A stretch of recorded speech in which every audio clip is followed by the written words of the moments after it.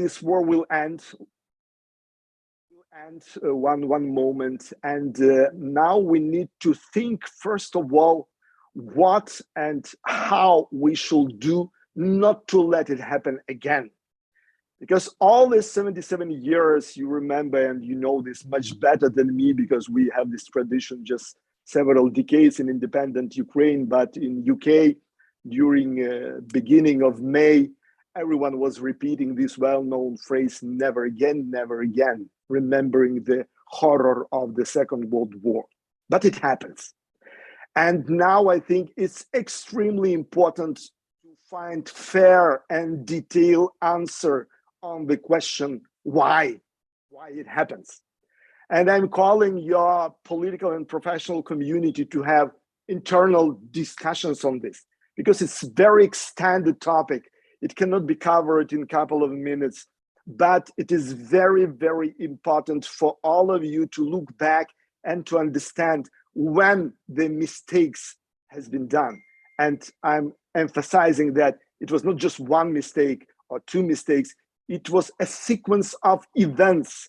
It was the sequence of events of ignoring of very important facts which was happening in modern Russian Federation, which bring us to this nightmare 21st century, when we in fact return to medieval ages of the absolutely barbarian and brutal war in fact geographical center of the Europe. I recommend to think a lot about the so-called collapse of Soviet Union.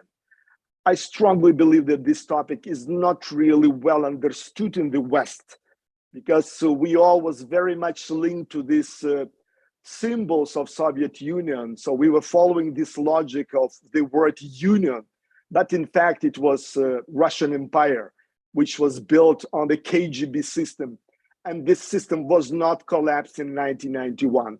Yes, a lot of territories were able to liberate itself in Soviet Union, which was previously part of Soviet Union, like Ukraine, but the KGB empire survived, and now we see the real face of this evil system. So, as a separate comment, please think on that and talk on that. We will not give the simple answer now. Again, it's a very extended topic, but without answering this question, I think it's impossible to build a new safety and prosperity in Europe. The separate layer, which I think we were talking partially with David and others in Dublin, and I was stressing this, the separate layer in answering of this question, why it happens, is about value creation, which is the part of liberal democracy and liberal economy. Yes, that's true that value creation is what our world is about. We need value to reinvest money, to bring innovations, to develop education, science, and so on and so forth. And during decades, we were developing a lot of rules of how we create value. We know this as compliance rules, which is about ethics of the business. And these rules, by the way, very strict. I know that as a former corporate counsel working for a billion-dollar company. I know how US and UK regulatory authorities are keen to that. But unfortunately, during the last 20 years, everyone ignored the big picture, meaning that everyone ignored the Russian business, Russian state-owned companies, Russian businessmen, which were accepted in the West and in particular in the United Kingdom as equal citizens. But at the same time, the fact that the paramount majority of the money of Russian Federation and Russian oligarchs was obtained through corruption and through abuse of political power was absolutely ignored. The realities of Russian Federation of the last 20 years were ignored. Even things like full destruction of independent media, physical killing of political opponents, and other dozens of absolutely cruel things were ignored because the West is about value creation. I think this is very fundamental pillar, which shall be also debated in UK to learn the lessons of the past, not to repeat it in the future. In fact, everything what we are now witnessing is a debate and discussion on how much the West is ready to pay or to sacrifice to stay the West. Because now it's not the secret for anyone who is thinking and who is observing what is happening that Vladimir Putin is fighting the West. The West, it is probably the most headache. It looks like every day he's thinking about the West and he's very jealous to the West. And the original plan was to put the West on the knees. The big part of this game already lost because Putin is not really educated guy, and he was sure that if he will switch off the gas supply, the West will freeze. No, it will not happen. We know that because the West is smart, the West is powerful, the West has a lot of resources, and now we know that the gas problem in fact solved. Yes, it is expensive. Yes, it creates a lot of discomfort for many citizens. But believe me, and I'm repeating this during last month, the real discomfort in Mariupol or in Bakhmut or in other cities of Ukraine. So that's why now the important question for the West is to understand how much you're ready to pay and sacrifice to stay the West, because in fact, Ukraine is now defending the West. Back to another part of big picture is that we are politicians, what we are about. We're about promising future to our people. We are about to paint the future which shall be liked by our voters. And definitely for us to deliver this future to our people. And I want to reassure you that right now we are on the crossroad. On very, very important crossroad. There is one way to spend probably decades in the arms race with Russia, China, and maybe Iran or any other dictatorship, when we will spend trillions of dollars, pounds, and euros investing to new weapons, in new technologies, finding a more sophisticated ways how to kill, because it will be the only way how we may secure our personal security and security of our people.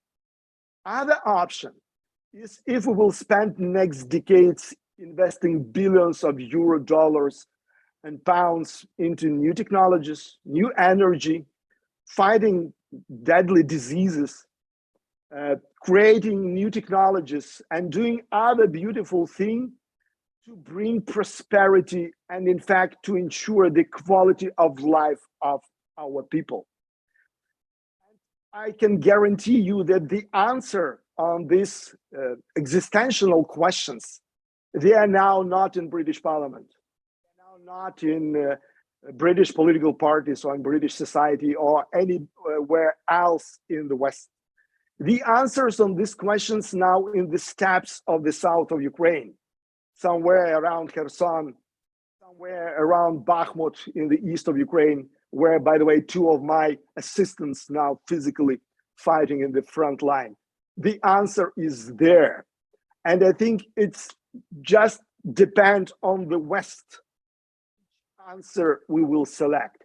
Because for the last 8 months, Ukraine clearly demonstrated to the world that we are able to fight. We destroyed this myth of the second largest army in the world.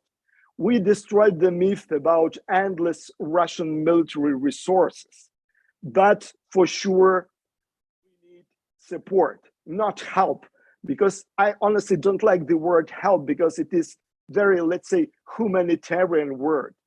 We are fighting together. So we want our allies to stand with us and to use all available resources to bring this war till the end. You know, I will complete my starting remarks or my remarks with the words which you probably know since your childhood, and the words which are probably very relevant to everything what is happening in Ukraine now. If you ask what is our aim, I can answer in one word: victory and victory at any cost. And when I say we, it's not about Ukraine. It's about Western world, which is now fighting against a coalition of this, dictatorship triad of Russia, Belarus, and Iran. And the only way to finish this story is, so we need all to be focused on the word victory instead of Russian propaganda word peace. Thank you, Andrii. Thank you very much for your impassioned speech there. We'll come to you later on with questions, I'm sure, but I'm now going to come to our second speaker for the evening, and who to many of us will not need an introduction, and it is Richard Ford, who is the newest Lib Dem MP in the House of Commons, the winner of our historic by-election in Tiverton and Honiton earlier this year, and who comes to us with a career having been in the army, served in Iraq, and he is now our defence spokesperson in the House of Commons. So Richard, really wonderful to have you here this evening. Over to you. Thank you very much, David, and thank you in particular to Andrii, because while we're living in security, and I should say some comfort here in Western Europe, I really do salute the fact that you and other Ukrainians are really at the sharp end of this fight for civilization, which is how it feels from this angle. I mean, I suppose if I could just comment very briefly on how I think we got here, but I won't spend too much time lamenting mistakes made as I see them, because it would be much more constructive, I think, to talk about the future. And I'd like to sort of do that for a few minutes. But just in terms of how we got here, I think, I joined the army in the year 2000, and in the British Army at that time, armed forces can be very slow to change. And so even though the Cold War notionally ended 9 years prior, and even though in the year 2000 NATO was making overtures to Russia, we were still, as armed forces, training for war against the Soviet Union, essentially. I mean, it was, we were probably taking years or even a decade or more to evolve.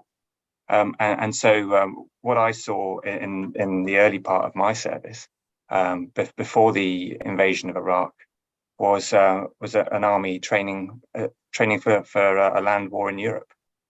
And so actually, I find it frightening that we find ourselves in this situation, not as NATO units engaged on the ground, but in what some people are calling a proxy war, with Ukrainians fighting it on behalf of Europeans.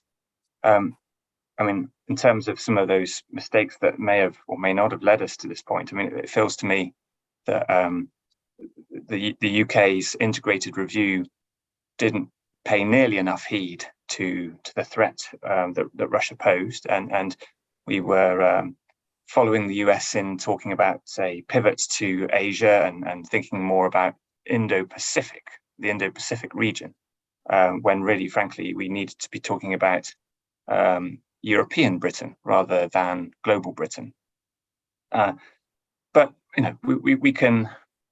It will be for historians actually to pick over what part a divided Europe played in Putin's roll of the dice last February.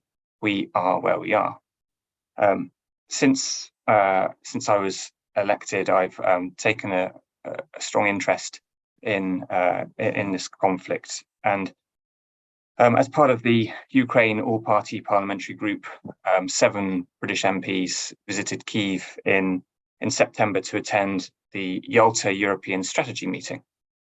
And I have to say, Andrii, that that was a very powerful event on the part of those who organised it.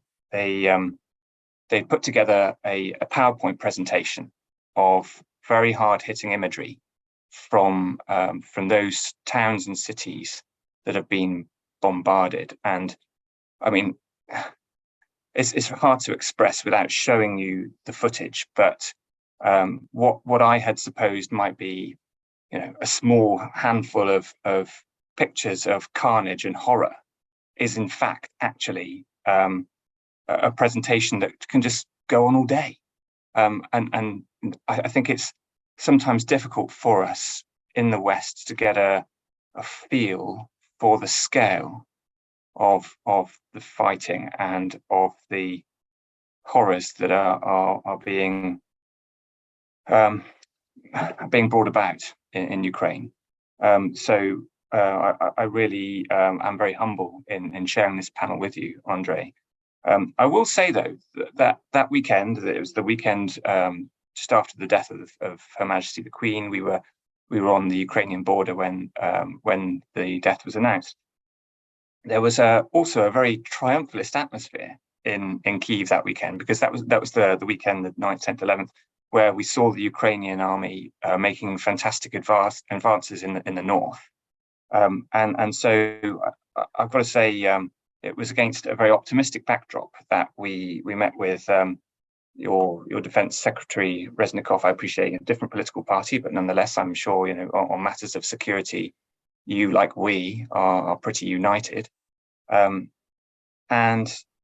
what I was impressed by is that the sorts of things that were being requested by our Ukrainian counterparts, we in the West have, in my understanding, been delivering. Now, maybe this is a good opportunity for Andrii to challenge me on that point. But another example, I went to an event last night hosted by the Council for Geostrategy, where the Ukrainian ambassador was in the audience here in Westminster. The title of the panel discussion was "What more can we do to help Ukraine?" And after all of the British and American panelists had sort of set forth what they thought they could be doing, or we could be doing, to support Ukraine, the ambassador got up and actually set out directly for us what he felt we could be doing. What strikes me is that in all of this, we cannot underestimate the scale of the American contribution. Actually, the United States and the Canadian, but the United States contribution is enormous. And when the UK boasts, or the UK government boasts, about contributing $2.5 billion, we have to remember that the United States has thus far committed 57 billion pounds sterling to support for Ukraine. So I think to close, from my perspective, even if NATO is not directly engaged in the fight, I think we have to see continued NATO solidarity with our allies in Ukraine, and to be doing so as one alliance. That's the only way I think we can really bring about what Andrii described as victory. Thank you.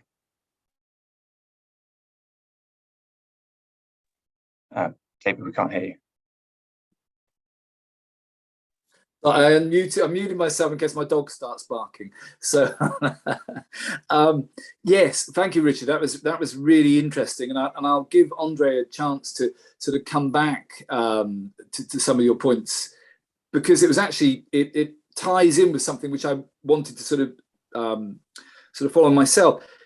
I was listening to Jens Stoltenberg, the Secretary General for NATO, talking about how it was that, I mean, we don't have a speaker here from the EU today, but he was saying that 80% of NATO's defense expenditure is coming from the non-EU allies, and was making very much the case for America and Canada to be included in this. There is a sort of a view that amongst some that Europe can sort of take this defense of Europe on its own. And I think that what Richard, you were saying there, was definitely that we need to include those other allies, as was Stoltenberg. Would you like to sort of comment on that, Andrii, and perhaps Yes. come back. Yes. First of all, thank you, Richard, for the tone of voice and the language you used to describe the ongoing realities in Ukraine. It definitely represents what we expect to see and hear from the West. One detail, probably for you to understand better and for all others who are listening to us, Ukraine, it's not a secret, we're a very young democracy. You probably know the story of 2019 elections in Ukraine when this new party, Servants of People, had these amazing results. But most of these people, they were never in politics before. Like many of my colleagues were never in politics before. I'm probably very unique in this team because I was a member of Kyiv City Council 3.5 years before parliamentary election of 2019, and I was looking to be one of the most so-called experienced guy. I'm saying all that just to let you know that, for example, Minister Reznikov is my good friend.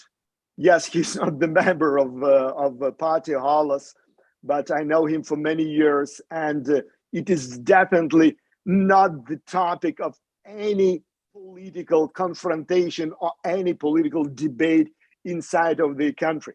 I fully trust Alexei Reznikov. So, and I know that everything what he is doing in the best interest of my country.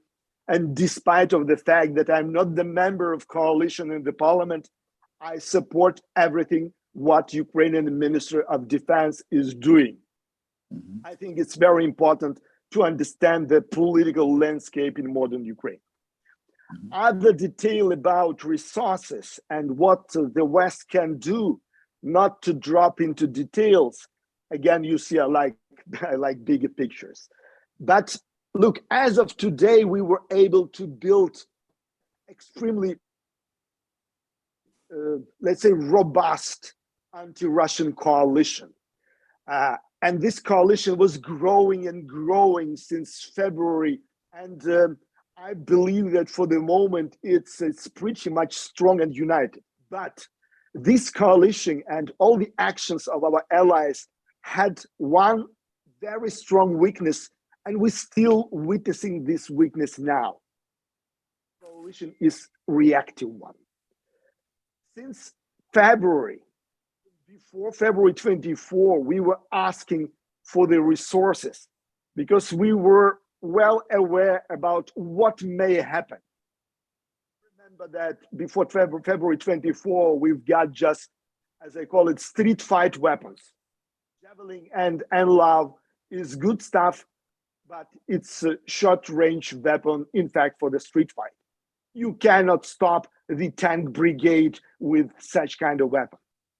From day one, on February 24, I would remind you, Russia launched 160 cruise missiles on Ukraine in one day. We were asking to defend the sky because it was understood from the very beginning that the sky will be a challenge. Only after October 10th attacks on the downtown of Kyiv, when missiles were exploding just, I think, 900 meters from my apartment where I'm sitting right now. For you who don't understand the Kyiv geography, so imagine London, the Hyde Park corner. So it's the same was in the park, in University Park in Kyiv, meaning the missiles were exploding just in the heart of the capital of European country with 2.5 million population. Only after that, we saw substantial change making on air defense system of Ukraine. 2 days ago, or today morning, I think Pentagon confirmed that they provide us with additional 8 NASAMS air defense system, which are extremely good. Germans are providing us, this ISIS-T air defense system, which, by the way, demonstrated extremely good efficiency. But we have just won this system in the region now. Probably they will deliver 2 more within next month or so. But yesterday, Russia launched 55 cruise missiles during one morning. I know that it is impossible to understand this without seeing this. But believe me, and military experts understand this much better. But in Ukraine, all people understand what does it mean, because now there is huge emotional and cultural differences between us and all other Ukraine and all other Europeans. Because you know the sound of cruise missile only through blockbuster movies when you go into cinema. I know the sound of cruise missiles because I've heard it here minimum 6 times during last 8 months living in Kiev. That again, the support of Ukraine was moving on very low speed. End of April, or it was probably already May. Boris Johnson, you know, the guy who at that time was working as the Prime Minister of the United Kingdom, said in Ukrainian parliament that yes, we failed with sanctions strategy. We failed with providing Ukraine with support because the West lost time. The fair answer on that very simple. I think you know this answer, but let's speak about that. The United States, they were afraid to repeat Afghanistan story. And because of this fear, all others were also afraid that if they will supply Ukraine with weapons, Russians can capture these weapons and then will laugh on the West for the next decades. But now, especially after first, I think 3 or 4 months, when we defeat Russians with our own hands, almost without Western support, now it's time to change the overall approach together with Ukraine. I think if you will look into, yes, it's classified information, but if you look to the military warehouses in the United Kingdom, in Germany, in France, you will see there a lot of military equipment with just collecting dust. There is 0 cents to keep this equipment in the warehouses in Western countries, just 0. Because all this equipment is needed now in the Eastern Front in Ukraine for one simple reason: to save your soldiers, to save your citizens, to save your infrastructure. Because there is only one way how we may stop this nightmare. It's a victory. For the victory, we need more resources. We cannot conduct counteroffensive operation in the south because you cannot do this without tanks. 100 tanks can change a lot in the picture of the war. Additional artillery can change a lot in this war. I will finish with one comment. In each fight, you need a symmetry to be more or less equivalent to your counterpart. So if your enemy has longer hands, you will never succeed in boxing, especially if you have more or less same level of training. Russians are attacking us from 1,000 kilometer distance or even longer distance. We can answer 40 kilometers by howitzers. Yes, we have such a limited amount of this modern cannon system, but 1,000 kilometer and 40 kilometer is a huge difference. They are attacking us from everywhere. We have to find very sophisticated ways how to answer them. You know the story about Sevastopol seaport a couple of days ago. It was another big surprise for the Russian military. But if we are in the big war, any Russian military object is legitimate target for Ukrainian army. Any Russian military object in the territory of Ukraine is by definition legitimate target for Ukrainian army.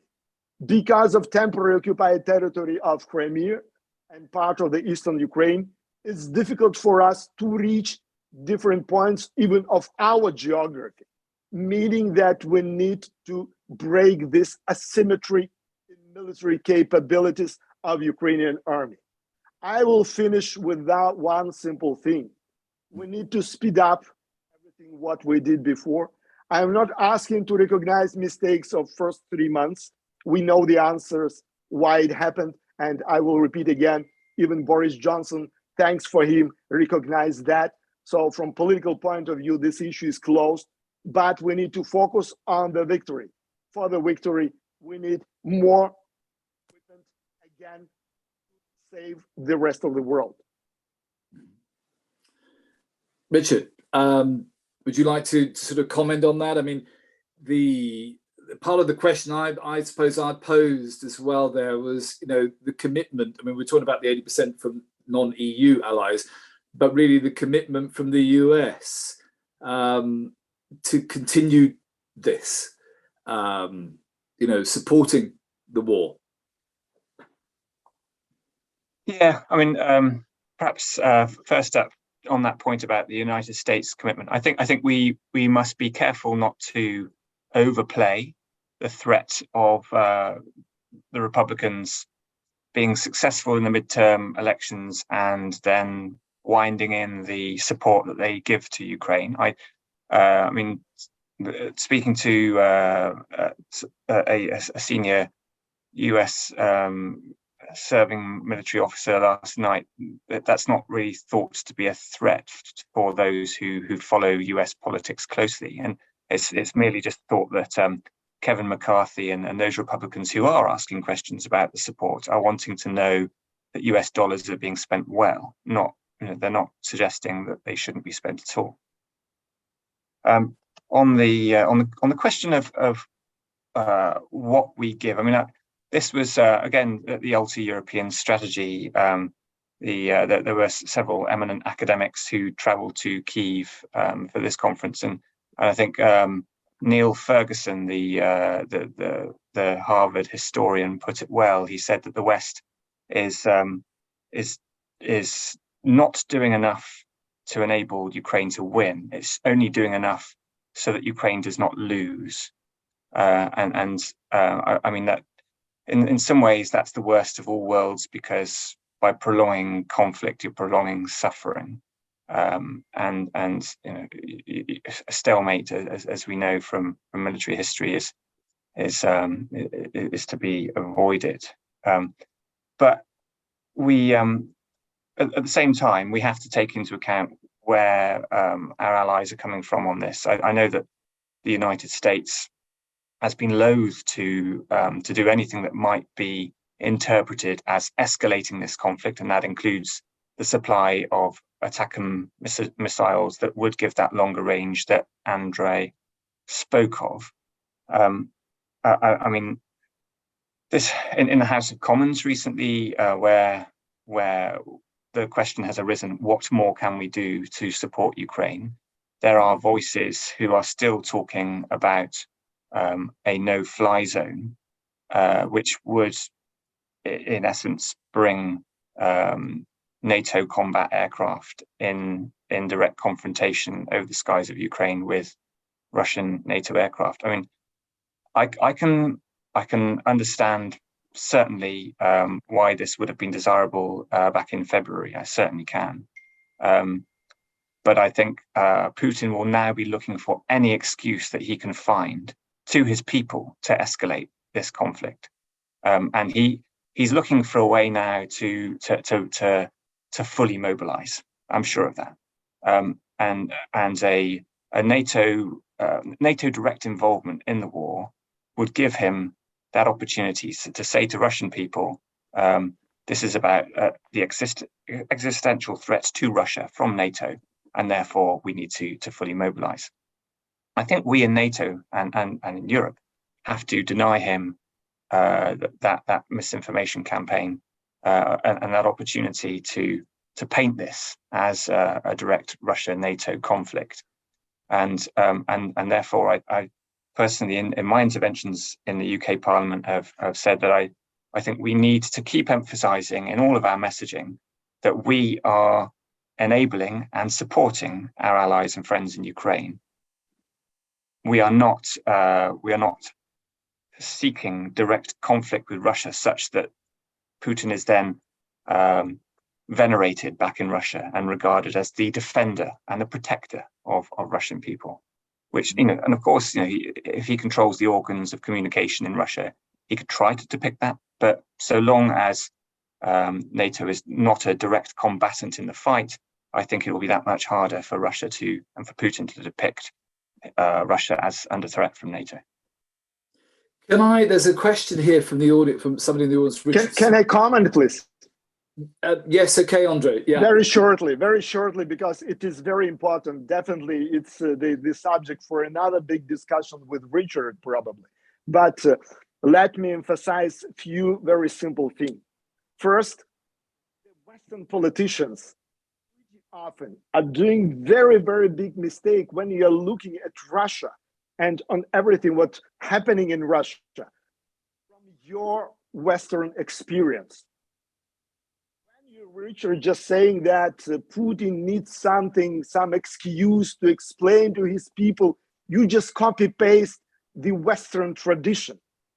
For the last 5 months, especially for the last 3 months, all Russian propaganda is talking about war with NATO. Fact. Because that's the only way how they explain that they stop any attacks. Since end of July, there is no progress at all for Russians in Ukraine. For the last one and a half month, I think, all Russia propaganda is about successful defense of Russian forces. And the only explanation that we are fighting with NATO. They're talking about Polish brigades. They're talking about Afro-Americans who are fighting with Ukrainian flag, and so on and so forth. So, overestimate the following of normal procedures in Russia. You overestimate the need of Putin to explain something to his people.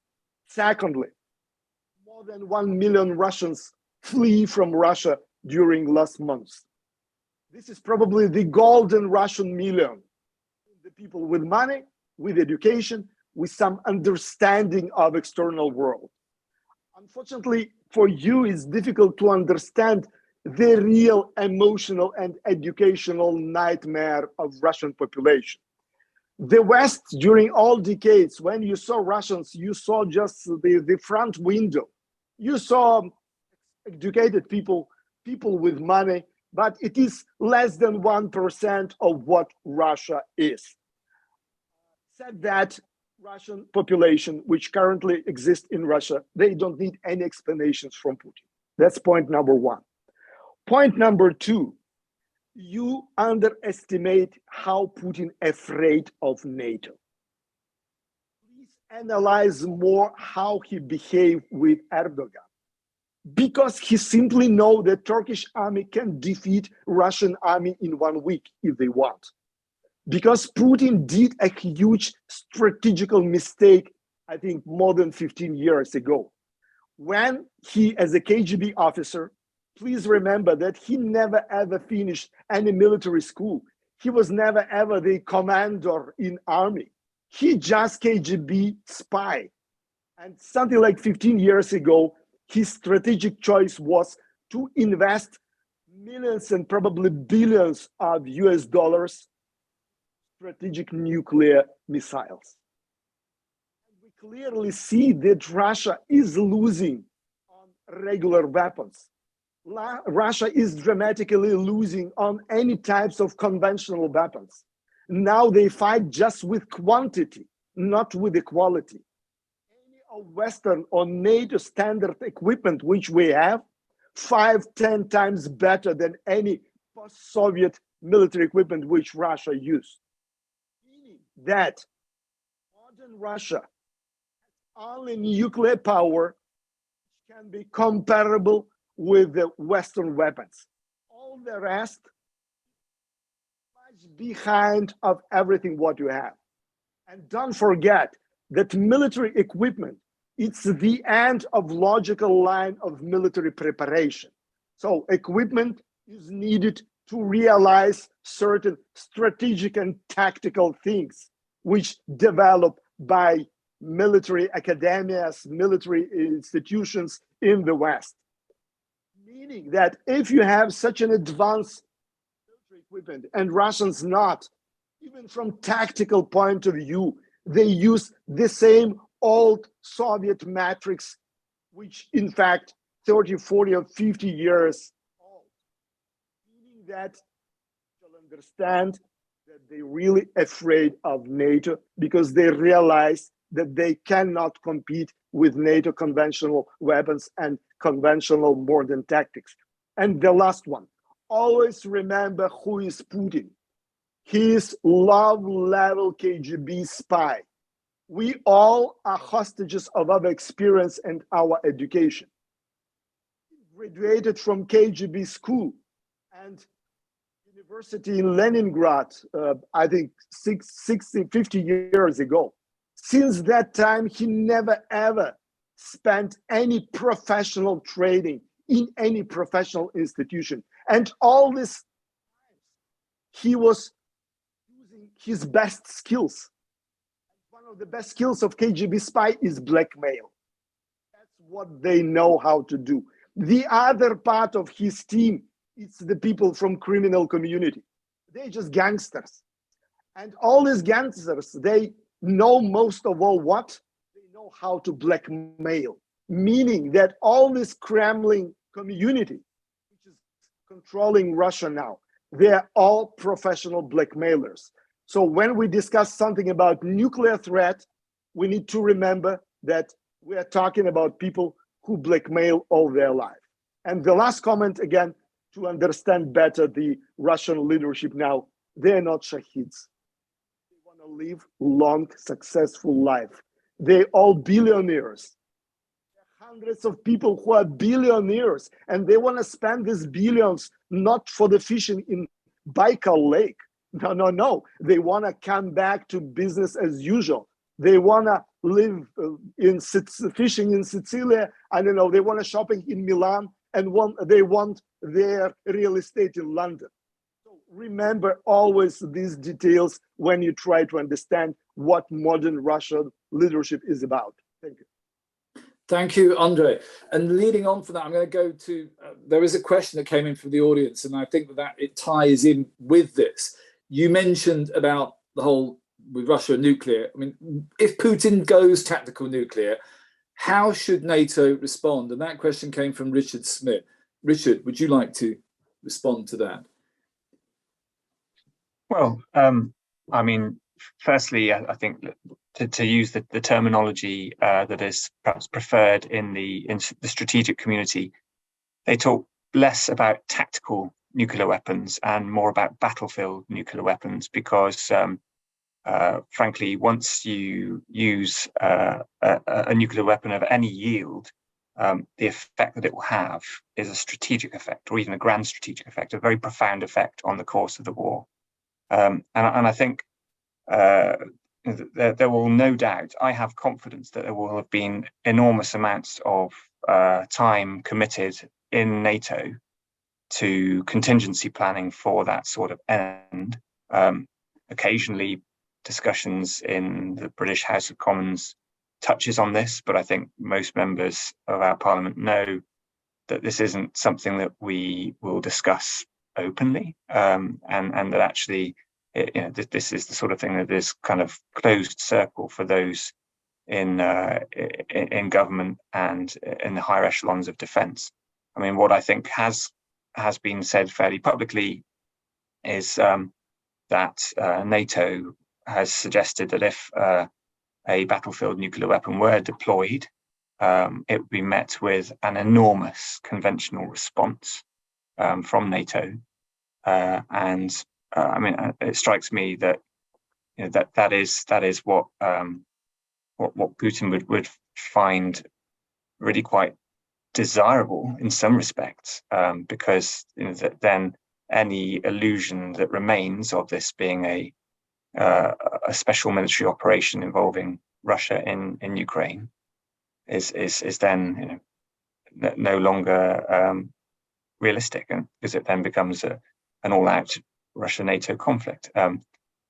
Personally, I would like to avoid that outcome, and I think that certainly, and Andrii spoke earlier about the respect he has, or the good working relationship he has with his opposite number in the governing party in Ukraine. I think the way that our own defence ministers have been left in post in a quite consistent fashion in the UK, in spite of all the political turmoil, is a positive thing, regardless of what you think of those individuals. The fact that people have chosen to leave some stable voices in defence makes good sense, because they will know, I think, just what escalation they can afford, and will judge perhaps what they cannot afford to do in what they can supply Ukraine with. Just lastly, I mean, I fully take on board, Andrii, your comments about misunderstanding the Russian mindset, and I think you're right. I think it's very easy to fall back on some assumptions that are informed by our Western norms, and I'm definitely guilty of that myself. I mean, the invasion of Iraq was a very different conflict, and you know, that was, I would argue, not a just war, whereas your war with Russia is very much a just war for Ukrainians.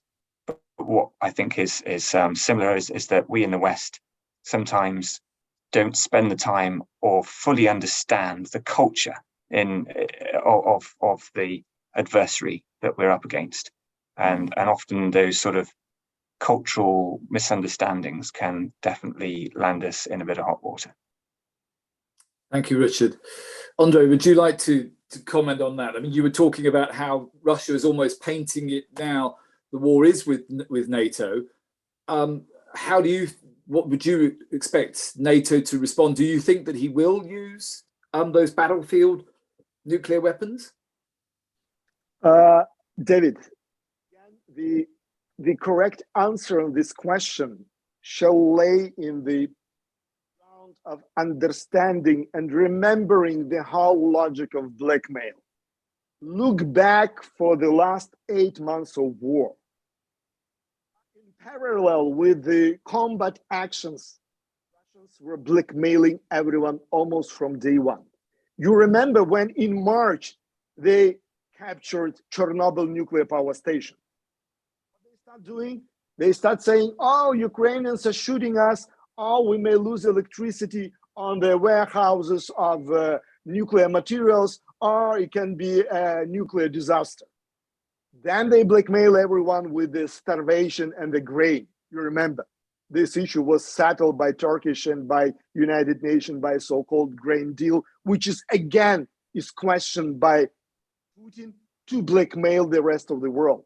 Then we had a story with Zaporizhia nuclear power station. You shall remember this. When they were saying that, oh, that's Ukrainians who are shooting on us and this power station may blow up. Then during all these 8 months with different magnitude, they were raising the issue of possible use of nuclear weapons, and they were putting finger on the West. It's very interesting from psychological point of view, but when the West is saying nothing, they are saying almost every day about possible use of nuclear weapons, and they are blaming the West, but that's their typical strategy. So that all the story about nuclear weapons shall be, first of all, treated from the logic of blackmail, because one of the big targets of Russian foreign policy is to keep you afraid. That's what they were doing during decades. By the way, quite successfully. Secondly, from the tactical point of view, the use of tactical nuclear weapons, or as Richard correctly said, like the battlefield small size nuclear weapons, what it will change on the battlefield. We have 1,000 kilometer front line, 1,000 kilometer, where we have hundreds of thousands of troops from both sides. Believe me, Ukrainians will not run away. And I think the last 8 months clearly confirmed that. There is no any objects which destroyed by tactical nuclear weapons which may have dramatic impact on the war. There is no such an object. Even if they blow up the hydro station in Dnipro, okay, so what it will change? So, zero military advantage will receive, even if they will use that.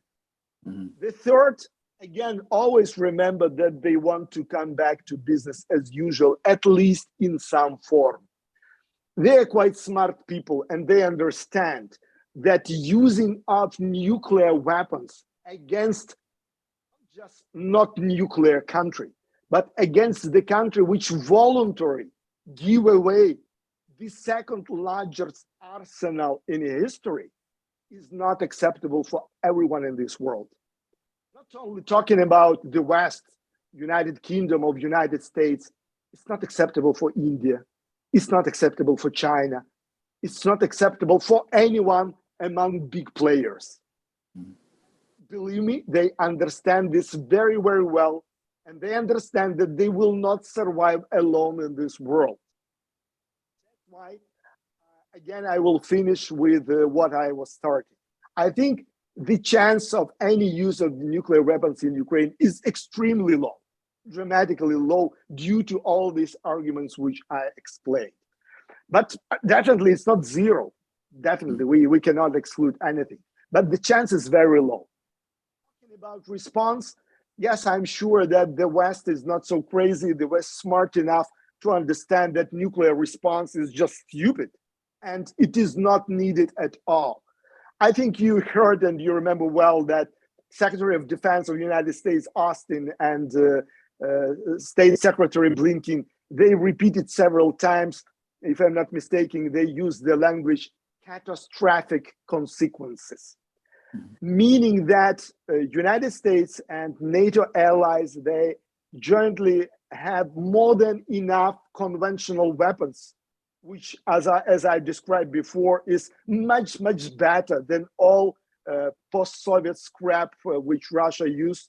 So they have enough conventional weapons to destroy, I don't know, Black Fleet of Russian Federation on Black Sea, just in a couple of hours.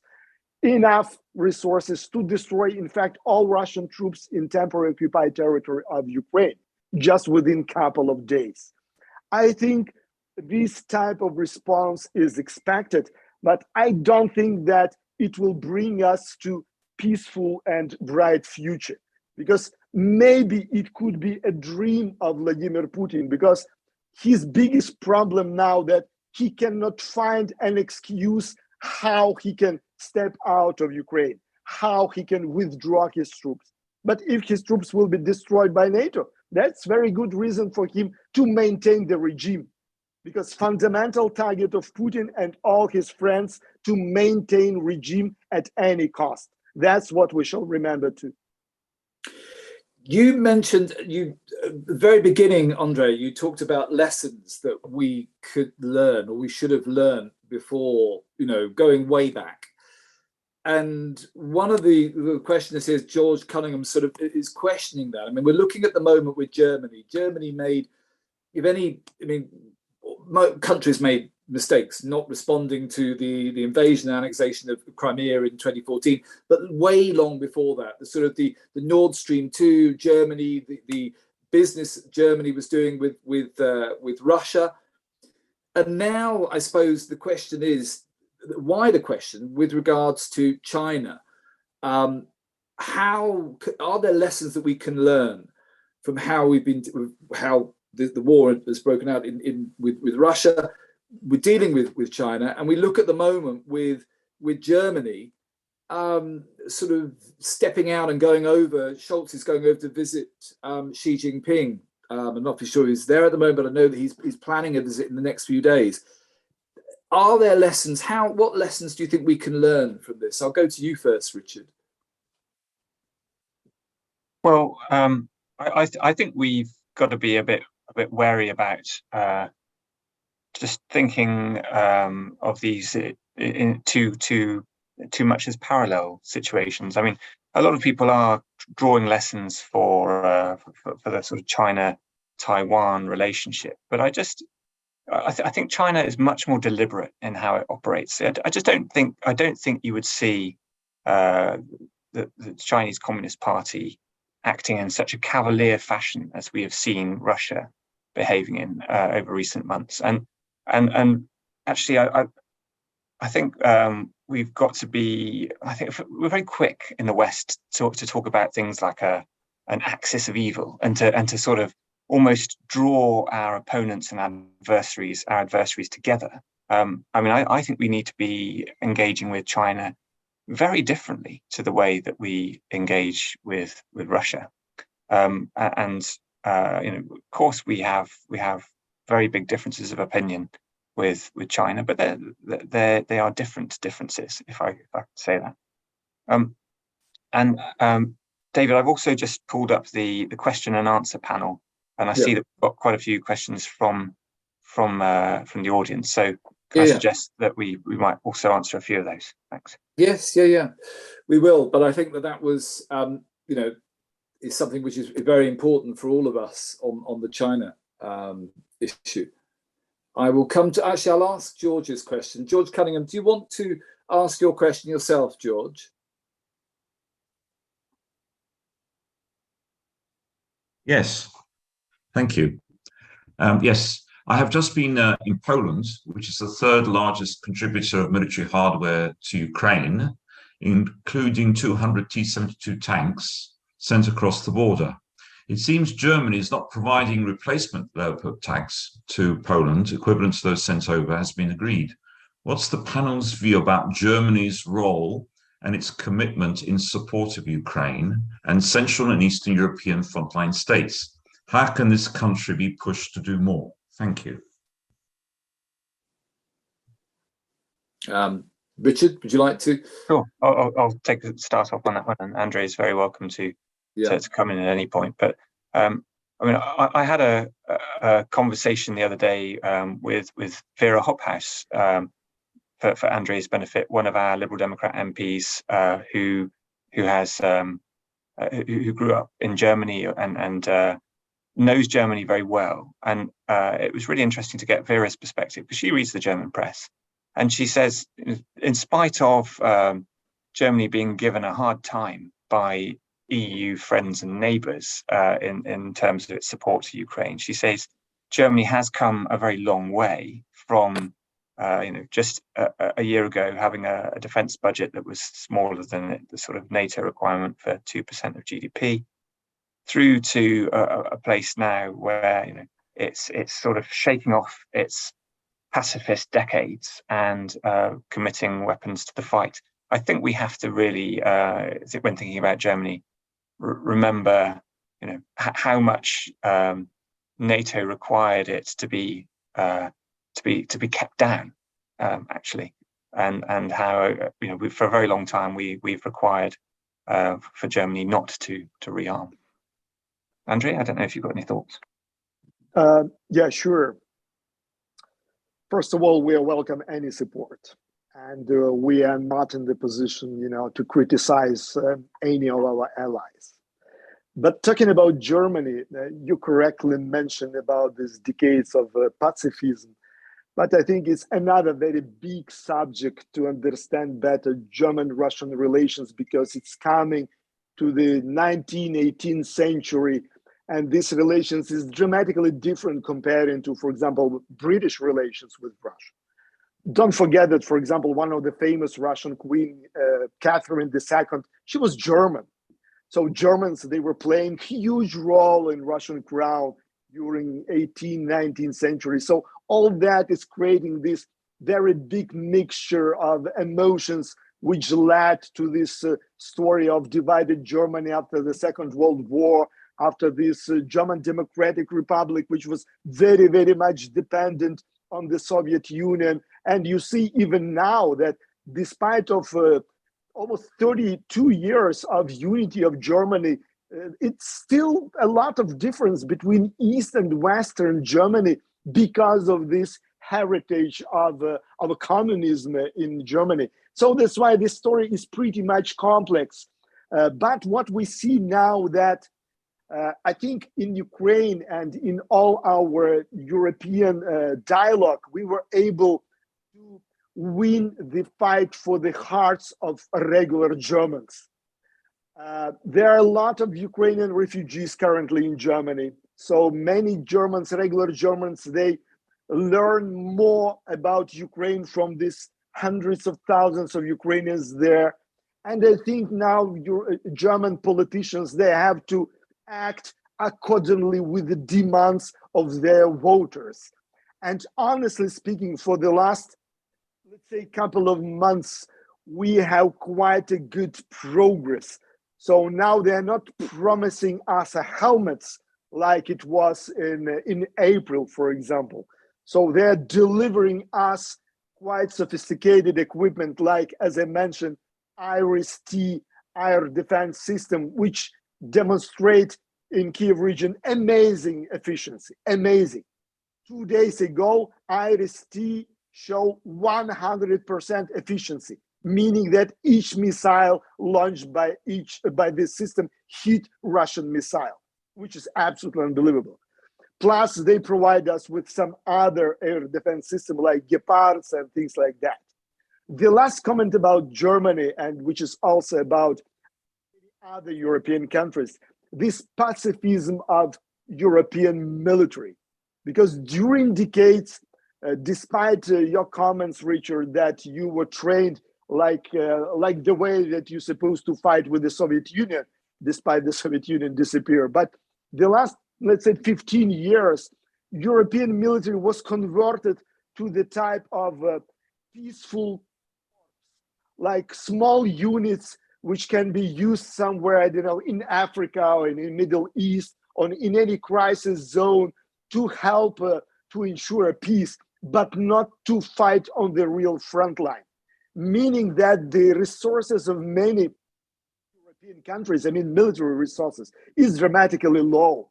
Even in Germany, I'm not talking about countries like, I don't know, Portuguese. So they almost have nothing because, in fact, no one was preparing for this.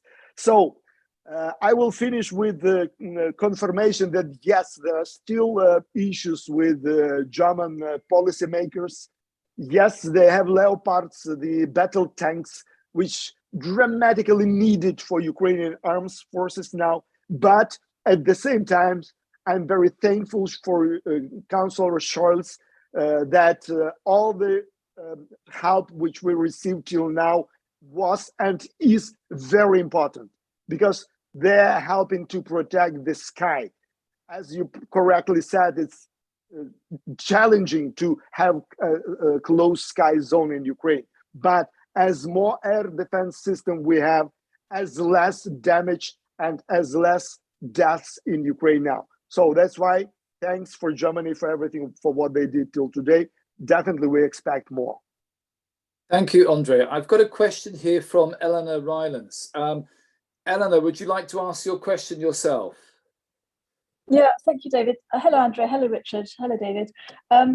Okay, so my question is this. I don't know anything about the military aspects of all of this, and I understand, obviously, it's very current. My question is more about what civilians can do across Europe to help civilians inside Ukraine and those who've migrated or left Ukraine temporarily. What's the best way to help, particularly with the winter coming? And are we doing enough at the moment? And what can we do more? Okay, thank you for this question. Probably I shall take this question. Look, first of all, let me come back to July when I was speaking to Ukrainian refugees in France, because I was visiting France. It's next to Paris because my 3 daughters are there. And at that moment, many Ukrainians, they were thinking to come back to Ukraine. And many of them were not only thinking, but many of them were coming back to Ukraine because of very different reasons. One of the main reasons that it's very difficult to live outside your house during months, especially if the conditions of living is not so good. But I was telling to our people one simple thing. I was asking them to stay as long as possible, as minimum till April 2023. Because for me, it was absolutely understood that the winter will be extremely challenging. And if anyone from Ukrainians who left the country in February or March will come back to Ukraine now, it will be even more difficult to run away again, I don't know, in December or in January. Meaning that it's impossible to do everything what depends on you to take care on Ukrainians who are physically in the West, who are physically in United Kingdom, for example. Because as many of them are staying there, as less resources than here. Again, talking about electricity, for example, like explaining to everyone that yes, we have huge challenges with electricity, but having 6 million of Ukrainians out of the country dramatically reduce consumption. Meaning that as long as these people out of the country, from one side is the issue of their life and death, from another side, they're helping all of us here. Secondly, I think you need, not only in UK, but in all Europe, to work with your governments. Because individual help is good, it's very symbolic, it's very emotional, but governments can do much more than any individuals. So I think the best thing what you can do is to organize and conduct the maximum pressure on your political leadership to make it bigger, any support to Ukraine. Because yes, despite military support and economical support, every day or every week we need something new. For example, for today, the energy, electricity infrastructure became absolutely critical thing because Ukrainian energy companies, they absolutely almost out of spare parts. Yes, they were able to fix the networks, but if we will have 2 more, 3 missile attacks, and unfortunately, I'm sure that we will have, it will be maybe almost impossible to fix the networks. So individually, you can do nothing, neither for me, nor for my neighbors, nor for anyone here with this issue. But the governments can do that. So that's why I think I will finish with these 2 simple things. If you know Ukrainians in United Kingdom, help them. Thank you for this. If you have ability, make a pressure on your governments, make the pressure on the governments in European Union to continue support of Ukraine in all parameters. We are in the big war. Daily, we consume huge amount of resources. That's why we need everything, and this everything shall be provided mostly by the governments and not by individuals. Thank you, Andrii. Richard, did you want to comment on that, or we can go on to the next question? Well, I'm conscious that as one of the questioners has pointed out that Andrei's a couple of hours, several hours ahead of us, actually. So I don't know if he needs to get away. But I mean, before he does go, before you go, Andrii, I would just like to. I'm okay with the timing. Yeah? Don't worry. Okay, great. 15 minutes, so right, fine. Excellent. Well, just on that, on civil support, I mean, I think of the £2.5 billion that the UK government has used as support for Ukraine, only 0.2 billion of that is non-military, as I understand it. And I was pressing the Foreign Secretary yesterday in the House of Commons chamber on what more we can do to keep the lights on in Ukraine. This is a pledge that Liz Truss made when she was Foreign Secretary back in March, that we would keep the lights on in Ukraine. And I think now we need to hold our government to account on that. As I understand it, we've supplied fewer than 1,000 mobile generators, which is paltry when you compare that with the situation that Andrii and his country men and women are dealing with. So whatever we can do in terms of civil support, I think we should do. Thank you, Richard. Let me add one detail. I think it's important for everyone, for you, David, for Richard, for everyone who is listening. I think a lot in this big story of this big war depends on political leadership in European countries, and in particular in United Kingdom. Because as I said before, the distance matters. And yes, if you sit somewhere in Manchester or in Liverpool, the war in Ukraine is something very, very far. And definitely you are concerned about your bills, about prices. about inflation, and all this normal stuff which is around any individual in any normal country. But I think it is for politicians and for political leadership to talk to people, to deliver to the people the real information, to deliver the real picture what is happening in Ukraine. Because yes, we understand that for the last almost 7 or 8 months, United Kingdom is debating the living crisis. But unfortunately, we are speaking with very different language, because the living crisis in the United Kingdom has nothing to do with living crisis in Mariupol or Kharkiv or any other million people cities in Ukraine. And unfortunately, it is reality of our world, is reality of Europe. And I think it's the big task for politicians, as for the local leaders, the leaders of local communities, to explain this for the people, for them to understand better which world they're living now. Yeah, thank you, Andrii. I've got a question from Carol Weaver. Are you able? Would you like to ask that yourself?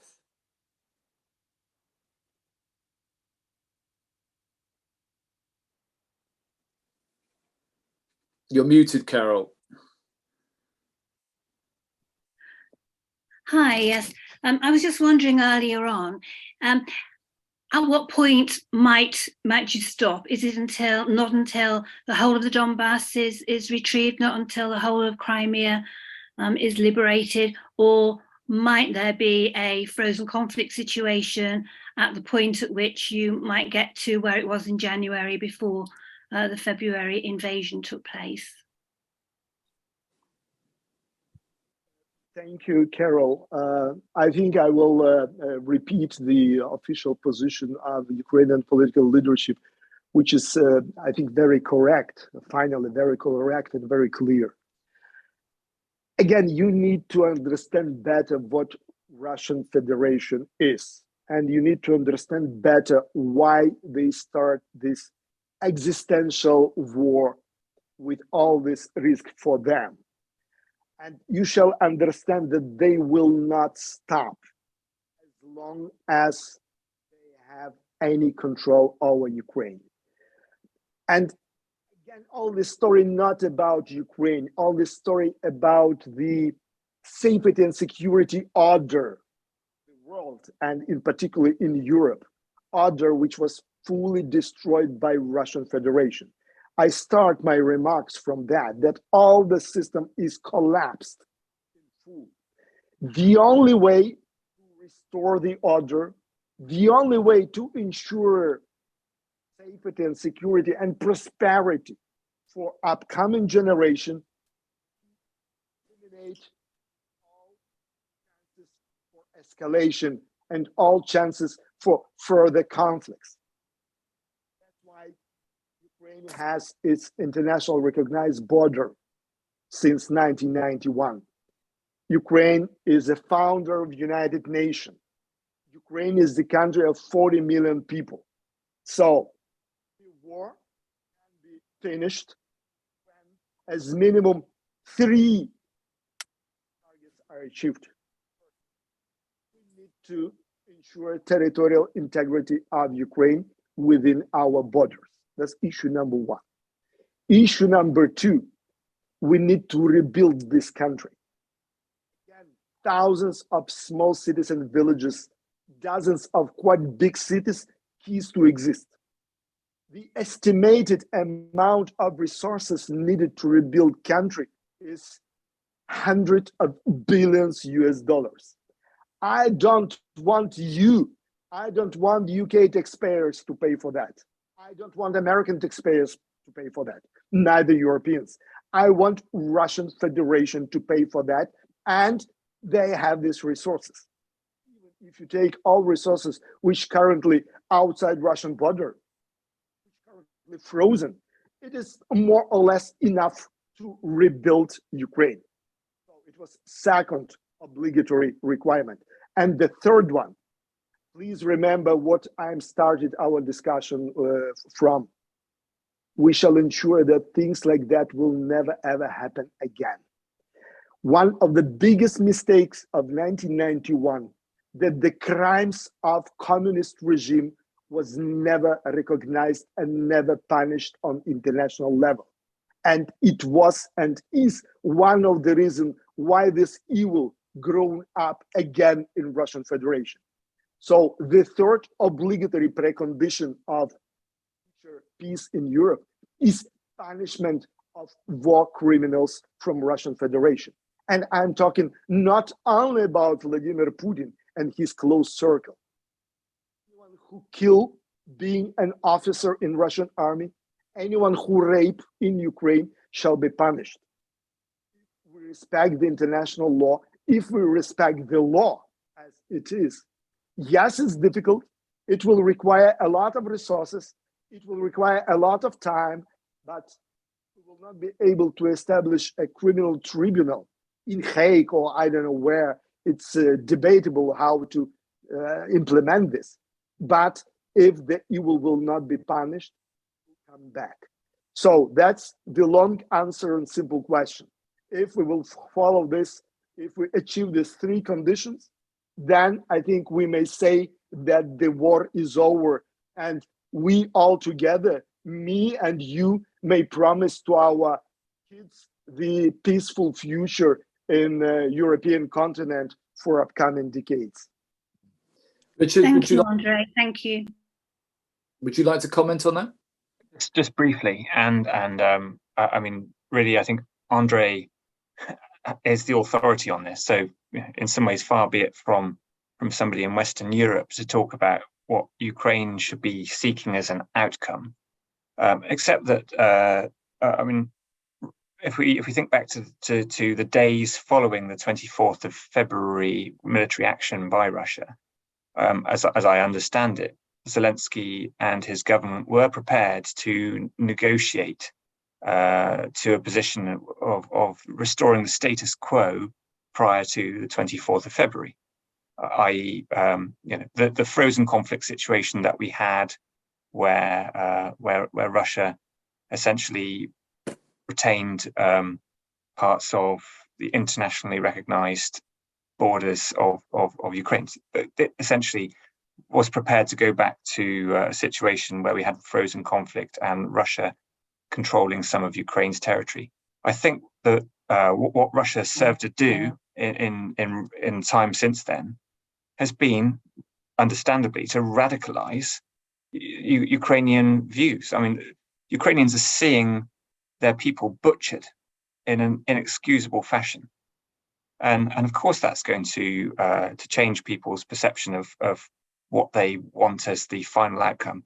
Of course, Ukrainians aren't going to settle for continued Russian possession of Crimea when actually they're seeing their fellow country folk paying the ultimate sacrifice, and actually some of the horrors that are being perpetrated against civilians make me fully understand why Ukrainians won't accept a return to the status quo that we saw at the beginning of 2022.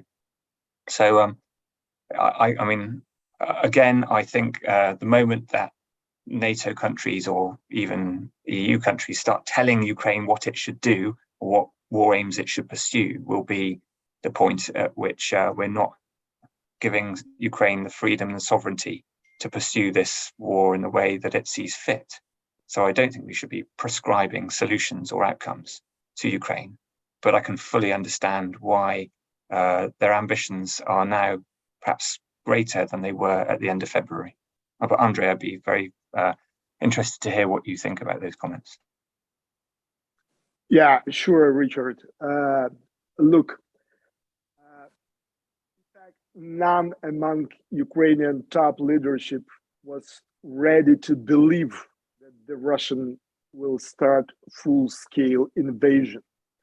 Even, let's say, Alexei Reznikov, we mentioned him several times today, he publicly recognized that he was thinking that escalation will happen in Donbass only, meaning that Ukrainian political leadership was not prepared at all for such a full-scale invasion, despite intelligence information which was coming from our allies. It's not a secret anymore, especially from the United States.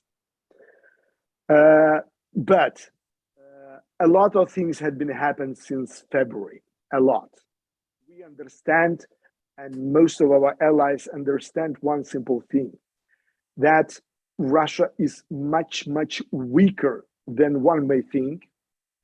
And for Russian existential surviving, it's critical to take Ukraine at any cost.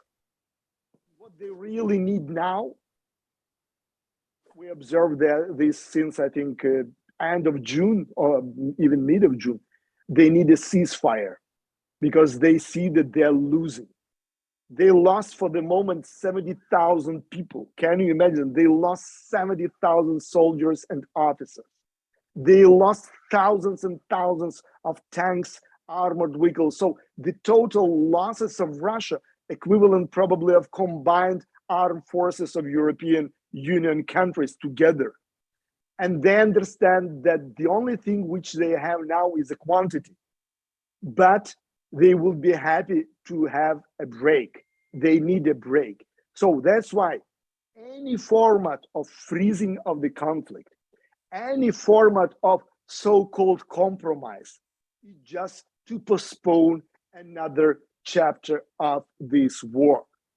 I intentionally was quoting the Prime Minister of United Kingdom, Winston Churchill. We are in absolutely identical situation with Europe and with United Kingdom in 40s of the 20th century. There is no other option than victory. Not for us. Again, it's the war between us and them. So yes, it's difficult. Yes, it's painful. Believe me, for us, it is much more difficult and incomparably painful. But we know that the only way for European Union and for the West to stay the West as we know it is to win. I already described what victory means. To reach these three fundamental targets: territorial integrity, full compensation of losses, and accountability of all war criminals. Because otherwise, none of us may give any guarantee for upcoming generations that this nightmare will not repeat. Thank you very much, Andrii. I'm aware of the time, but I would actually just like to, if we can, I was going to ask Phil Benyon, who's the chair of our Federal International Relations Committee within the Lib Dems, and who is very much involved. He was a former MEP. I know, Phil, you've got a question, but I wonder if you want to sort of just ask him, if you want to adapt that to what you've heard. Yeah, I did have a question, and it was really related to solidarity in terms of Europe and the UK in the longer term, based on the 10% inflation we're seeing. We had an event in Brussels on Thursday. It was an Aldi event. And we were looking at this inflation, and we were asking the question as to how much it threatened solidarity in terms of support for Ukraine, but also how much of it was actually due to the war in Ukraine. And I think the academics there had probably worked out that probably about 2/3 of the inflation that we're seeing is entirely due to the war. And I was just interested in the very, very trenchant comment made by the Greek MEP. I can't remember his name, but he's joined Renew. He wasn't in Renew when I was an MEP, so he's obviously joined in the interim. He's an independent. And his view was that the best way to counter this inflation and get this inflation under control is to help Ukraine win the war. And he also said that an awful lot of European member states were not coming up to the mark in this respect. He did mention Poland that were, and the Baltics that were, and he also mentioned the UK. But he was saying that others really needed to pull their weight now and really get behind Ukraine, because that is the best way of bringing down the prices that we've seen explode, which of course I think Putin hopes will undermine Western support in the longer term. But I mean, I've just been to Africa, as you know, to South Africa, David, to try and bolster, and Kira, of course, Andrii was there too, bolstering support from African nations for what's going on, for our support for Ukraine. And I just wondered what comments the two speakers can have really on the long-term support, considering this inflationary pressure we're under, and whether really just keeping up that support up is the best way to press down on this inflation, so that we can get grain moving again and pull down the fuel inflation that we've seen. Richard, would you like to go first? Sure. Okay. I mean, in the UK, Prime Minister Truss was very quick to blame inflation on Putin's illegal war in Ukraine. You know, we heard that line parroted time and again in Truss's brief premiership, but she didn't go that one step further of saying, so in order to defeat inflation, we must defeat Russia in its war in Ukraine. And I don't think that additional step has been made. I mean, of course, there's not a direct link, because what we would need to see would be for the trade relations to be restored to how they were prior to the war. We would need to see sort of gas flowing in the way that it did before, and frankly, we're not going to see that anytime soon, are we? I think instead, what we need to do is to be very frank with our citizens and say, you know, this is a small price to pay, and it's really this probably just to echo what Andrii has already said. 10% inflation is a small price to pay for our freedom, and is nothing when compared with the price that's being paid by Ukrainians in Ukraine. Thank you. Andrii. Very shortly, listen, that's the same story as we already described several times. The whole this crisis, the whole this war is a leadership test for European political leaders. Because it's very well understood for anyone who is working in politics that politicians never likes to bring bad news for their voters. Never. We want everyone to come to our voters with some brilliant ideas, with some great promises and things like that. But unfortunately, the realities is very much different. The challenges we are facing is absolutely existential. And yes, we have these jokes here during decades that refrigerator is fighting with TV set. It's like the basic model of, by the way, Russian home policy. Yes, we are hostages of our democracy. Yes, we are hostages of this comfort in European Union and in UK. And in fact, that's what all our liberal democracy is about, because our liberal democracy is to build comfort, is to bring comfortable life to our people. And yes, they don't like inflation. Yes, they don't like high prices, because all these things are influencing the quality of their daily life. But again, that's leadership test for everyone who believes that he is a politician. Yes, that's exactly the same thing which I said, I think, a couple of minutes ago, about necessity of everyone who is a politician to talk to your people, to have this dialogue, and again, to have this very simple explanation what living crisis is, what's the real price for the values and principles, what democracy is about. So it's not enough to identify yourself as a European. It's not enough to identify yourself as a good follower of European or Western democracy standards. We are fighting and dying for this physically. Men and women of Ukraine are dying for European standards and European values. And that's what people shall understand as much as possible. I will finish with one thing which I'm repeating.